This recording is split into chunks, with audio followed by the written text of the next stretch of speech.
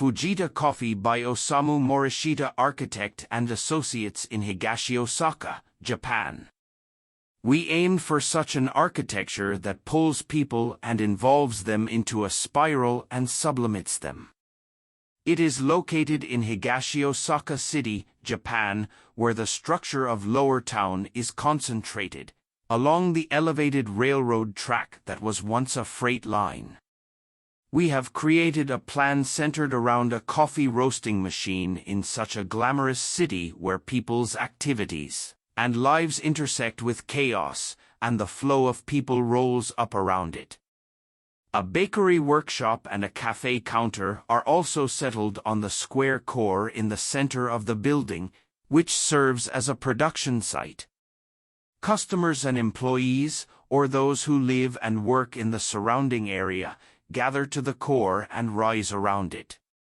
The building is transparent, the swirling slopes and the core are visualized, and the functions and the flow of people make sense in the surrounding area.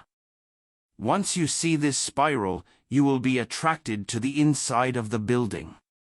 From the beginning, the founder intended to set up a cafe and high-class bread workshop as a new business and inhabit at the top of them in secret.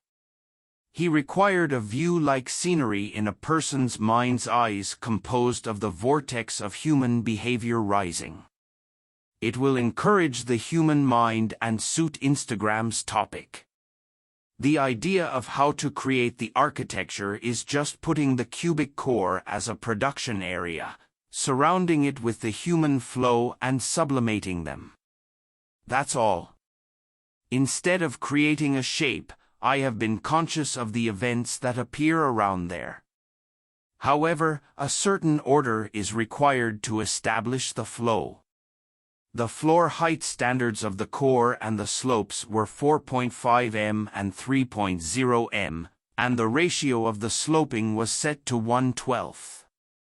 The slope is supported by a cantilever from the core, and the width and gradient of the slope can be flexibly adjusted no matter what function comes.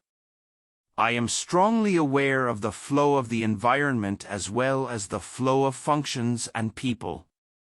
The sun's rays that enter through the glass heat the floor and air volume of the slope, creating an updraft. Cool outside air is created on the surface of the earth and invades through the ground window of the core, rises vigorously through the atrium gaps between the central core and the sloping inside the building, and is exhausted from the ventilation window and the movable window at the top of the core. We are always creating a mechanism to create circulation between the inside of the building and the outside air. The sunlight does not break the indoor environment hotly, but circulates the air and becomes an engine that promotes natural ventilation.